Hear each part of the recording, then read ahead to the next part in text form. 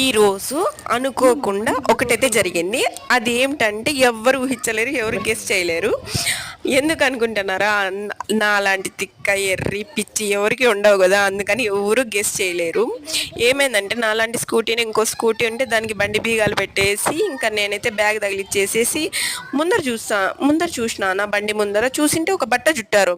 ఈ బండి నాది కదా, నాది కొత్త స్కూటీ కదా అనేసి ఇంకా నేను మళ్ళీ బండి బీగాలు తీస్తా అంటే అది మా ఆయన చూశాడు.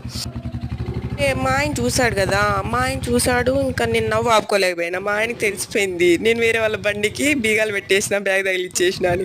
మా ఆయన ఒకే మాట అన్నారు. మా అక్క అయితే నవ్వుతుంది. మా ఆయన వచ్చేసి నీ తిక్కకి ఇంకా నేను ఏడవల్లో తెలియలేదు, నవ్వల్లో తెలియడం లేదు నాకు అని అయితే ఫస్ట్ టైం అన్నాడు మా ఆయన. నాకైతే వద్దన్న నవ్వు వస్తుంది. ఎంత తిక్కదాన్ని, ఎంత పిచ్చిదాన్ని అంటే నా బండి లాగట్లా ఎన్ని బండులు ఉంటాయినా ఎంత పొరపాటు పడినాను అనేసి నాకైతే నవ్వు